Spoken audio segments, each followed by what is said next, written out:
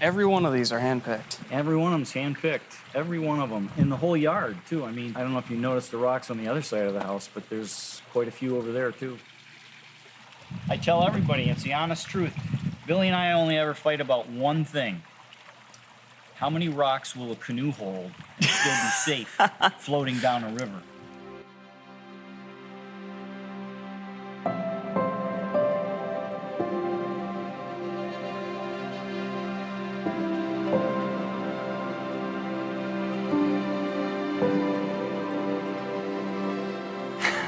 My name is Karl Kassel.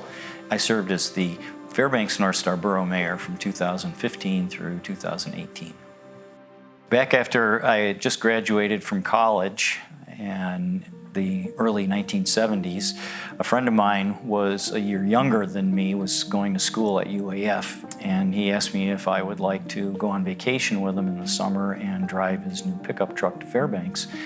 And I said, sure. I was going to be a school teacher starting in September, and I had a few months to kill, so I came to Fairbanks on vacation. And I went to Wood Center because my friend, being a student there, had an ID to use school facilities, and we went to get showers at Wood Center. We got to talking with one of the students that worked there. She happened to be from upstate New York, where I was from. And so we got to chatting, and she said, are you looking for work at all? And I said, well, maybe a part-time job. I could stay a little bit longer on vacation in Fairbanks.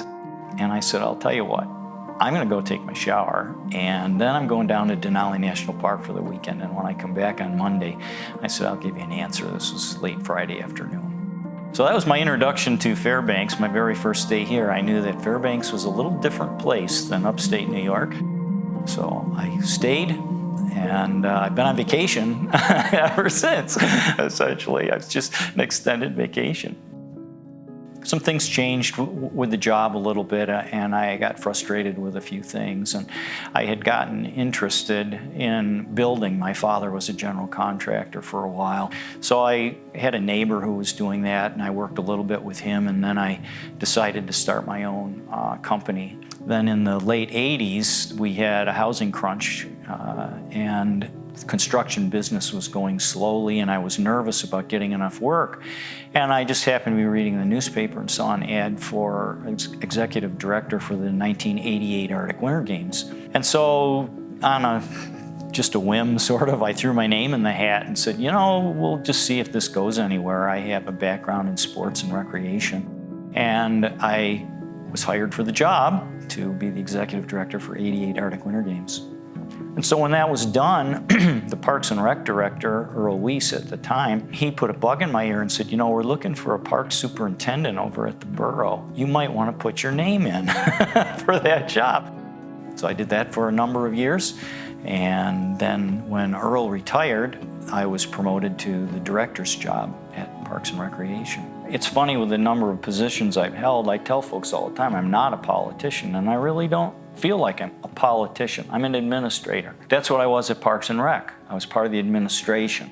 I'm good at managing projects and listening to people, pulling people together and finding common ground to work on a project together, and the best resolution for everybody concerned. And I've been thrown into a number of those positions over the years, working with the Yukon Quest and working with an Alaskan board of directors and a Canadian board of directors. And what a surprise, they don't always have the same idea or the same, opinion for the best direction to do something. And I felt very comfortable being thrown into the middle of all of that and looking for a solution to the problem. People knew that's how I worked, and so folks said, that's what mayors need to do. And you're an administrator, and you were great at Parks and Rec, and we really could use you at the helm for the borough. It was a little scary.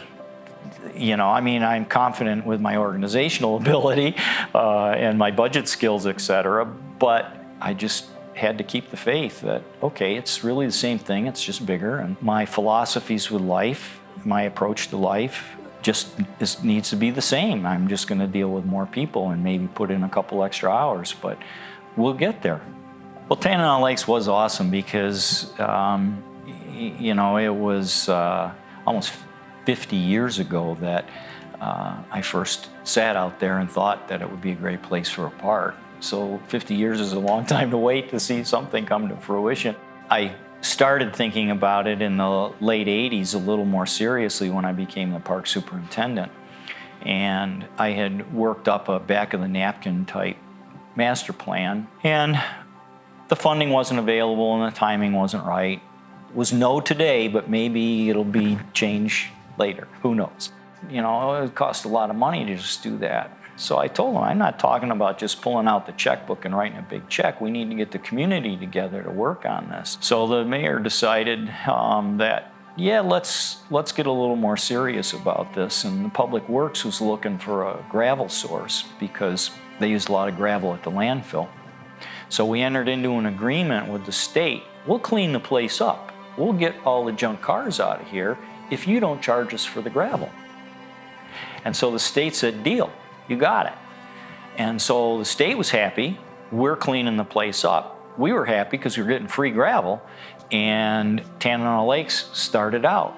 And we've been chipping away at it ever since, you know. A little more money, a little more community engagement, a deal with the off-roaders, the Lions, putting in the off-road park out there. That was a real tough buy with liability and the insurance, and it was a nightmare. I ended up not getting that finalized till I was mayor. So I did some of this as park superintendent, some of it as Parks and Rec director, and some of it as borough mayor, and it's still ongoing. And so part of running for mayor was a matter of just trying to preserve the community that I thought Fairbanksans wanted and deserved and should have, a quality of life for our kids growing up here and things to do. This is a tough climate. I don't know if you've noticed, but it gets cold in the wintertime. And so when I feel strongly about something, I'm willing to step up and do the work required to get there. And folks were asking me, hey, you know, would you consider this? Because we think you'd do a great job at it, just like you were doing at Parks and Rec. Same thing, just add a few departments, more departments under your belt. And so I said, yes, I will do that. I said, particularly if you'll give me help in getting there, because running for mayor is a lot different than running for borough assembly as far as the work and time included. Being a borough mayor, it means different things to different people. And so, you know, what's a mayor's responsibility in the community? For doing what's the best for the whole community, not a person. And folks come to you and ask for special favors, and it doesn't work that way in my mind. You're a community servant, you're a public servant.